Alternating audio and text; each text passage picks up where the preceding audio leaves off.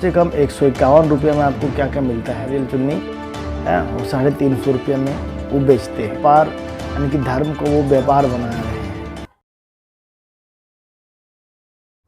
सभी दर्शकों को मेरा नमस्कार, प्रणाम, जय माता दी, जय शीतला मैया, जय मुगेश बाबा। कैसे हैं आप सब? आशा करता हूँ आप सब बहुत अच्छे होंगे। और आज दिन मंगलवार है, भगवान श्री हनुमान जी का दिन है। तो मैं अभी सुबह पूजा वूजा करके आज हम आपको एक अपडेट देना चाह रहे थे, सो हम आपके सामने प्रस्तुत करेंगे। तो वीडियो को पूरा देखिएगा।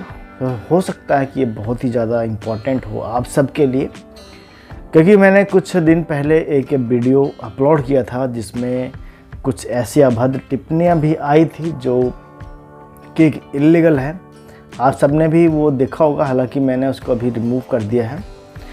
तो मैं चाहूँगा कि वो क्या था मैं बताना, ठीक है। और ये सब आपके लिए जानना बहुत ही ज़्यादा ज़रूरी है। कुछ ऐसे लोग हैं जो उनको पढ़कर थोड़ी सी मन में नेगेटिविटीज़ आ जाती है, हालांकि ऐसा नहीं है। आप किसी भी धर्म स्थल पे जाएंगे, किसी पे भी कहीं पे भी, तो आपको पूजा सामग्री लेनी पड़ती है कि नहीं। देखिए, मैं डायरेक्ट टॉपिक पे आया हूँ, इधर उधर नहीं किया हूँ बात, डायरेक्ट टॉपिक आया हूँ। कहीं पूजा सामग्री आपको लेनी ही पड़ती है। आपको पता है कि वो सामग्री उसी जगह पे बनता नहीं है, बहुत दूर से एक्सपोर्ट होकर आता है, लाया जाता है, अरेंज करवाया जाता है। अभी कभी भी छोटे छोटे मतलब कहीं पे भी जाते हैं तो कम से कम 151 रुपये में आपको क्या क्या मिलता है। यहीं पे मंदिर है माता का, तो कई बार मैं वहाँ जाता हूँ। तो 151 रुपये में जो देते हैं वो एक नारियल, एक छोटा सा चुन्नी रहता है, अगरबत्ती, फूल वगैरह रहता है। अब सोच के देखिए, और थोड़ा सा प्रसाद वगैरह रहता है। 151 रुपये ले जाता है, तो हम लोग खुशी खुशी दे देते हैं, चलो कोई बात नहीं। मंदिर में कितने बार आते हैं? रोज़ रोज़ तो आते नहीं ना, है ना। महीना में 1-2 बार, 3 बार, महीना में 1 आध बार या 2 महीने में 1 आध बार ही जाते हैं, इससे ज़्यादा जाते नहीं। हो सकता आप सब भी नहीं जाते होंगे। तो इसी टॉपिक पे मैं चर्चा करूंगा, क्योंकि जो प्रश्न था उन भाइयों का जो ब्लेम लगा रहे हैं, तो इसी टाइप का कुछ था जिसका मैं उत्तर आज इस वीडियो के माध्यम से देना चाहूँगा। और एक छोटा सा सामान, क्योंकि उन्होंने कहा था कि 50 रुपया का नारियल है ना, 50 रुपया का नारियल चुन्नी है, वो 350 रुपये में वो बेचते हैं। वो व्यापार यानी कि धर्म को वो व्यापार बना रहे हैं। तो मैं कहना चाहूँगा भाई साहब, वो धर्म अपनी जगह पे है और व्यापार अपनी जगह पे है। लेकिन आप सोच के देखिए, जो आपने कहा कि धर्म को वो व्यापार बना रखे हैं, पूजा पाठ को व्यापार बना रखे हैं, तो ये आपने सरासर गलत किया है। किसी भी माताएं या बंधु जो ये वीडियो को देख रहे हैं, अगर आप वहाँ गए होंगे तो आप इस चीज़ को खुद देखे होंगे कि 350 रुपये में क्या क्या मिलता है और 51 रुपये में क्या क्या मिलता है ना। हालांकि मैं इसकी पुष्टि के लिए आश्रम कॉल लगाया था, और लगाया था ये पूछने के लिए कि ये जो उसने लिखा है वो सही लिखा है या गलत लिखा है।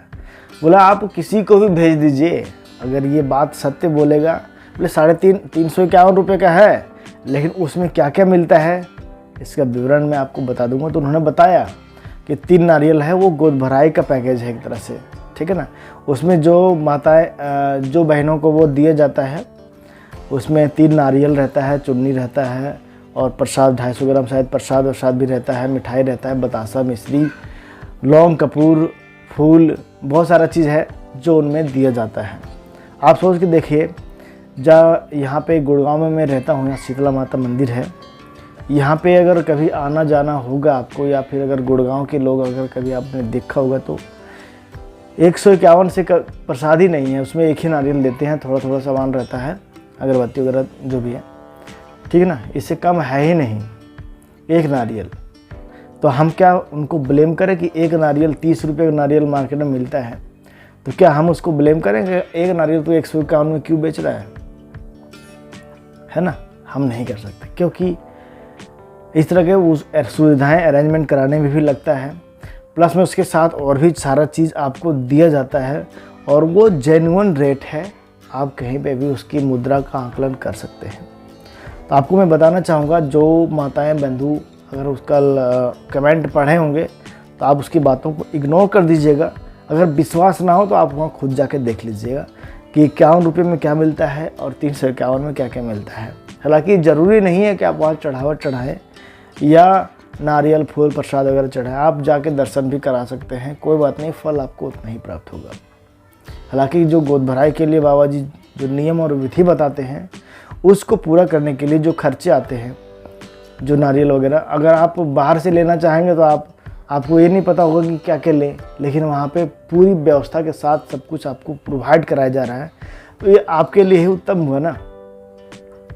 जो लोग इस तरह के अभद्र टिप्पणियाँ करते हैं, मैं उन सबसे कहना चाहूँगा कि इस तरह की अभद्र टिप्पणियाँ ना करें, क्योंकि आपकी एक गलत मैसेज बहुत लोगों को भ्रमित कर सकता है। हालांकि देखिए, कहीं पे भी जाते हैं हमारा धर्म सनातन है, और सनातन धर्म पूरे हिंदुस्तान भर में क्या पूरे ब्रह्मांड में सनातन धर्म ही है।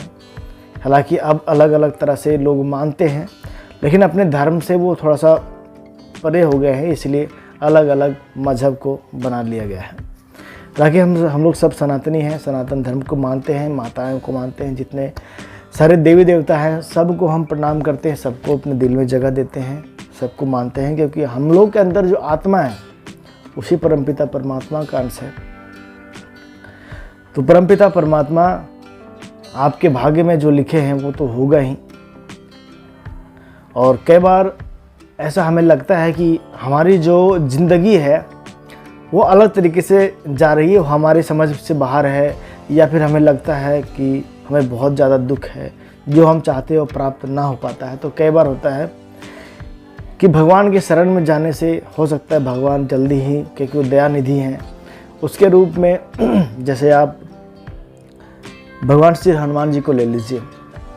हनुमान जी भगवान मर्यादा पुरुषोत्तम श्री राम जी के सबसे प्रिय भक्त हैं, और अगर हम हनुमान जी के चरण पकड़ते हैं तो भक्त से पहले जो उनकी भक्ति करता है तो भगवान सबसे पहले उन पे दृष्टि निगाहें जरूर डालते हैं, ठीक है ना।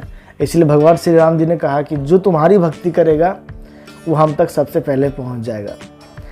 तो इसी तरह कहना चाहता हूँ, जैसे माता शीतला हैं, आप इनकी भक्ति करें, ठीक है। हम जो हमारे किस्मत में लिखा है वो तो हमें कभी ना कभी मिलेगा, लेकिन हमें लगता है कि हमें नहीं मिल रहा है समय पे, या हमें ऐसा लगता है कि हमारी ज़िंदगी में कुछ विडंबनाएं हैं जो घट रही है, घटनाएं हमारे हिसाब से नहीं हैं। तो कई बार हम भगवान के दर पे जाते हैं और भगवान को हम सच्ची मन से आराधना करते हैं कि भगवान जो भी हमारे ज़िंदगी में कष्ट हैं उसका निवारण कीजिए। तो कहते हैं मन अंतरात्मा से जो पुकार होती है भगवान जल्दी सुनते हैं।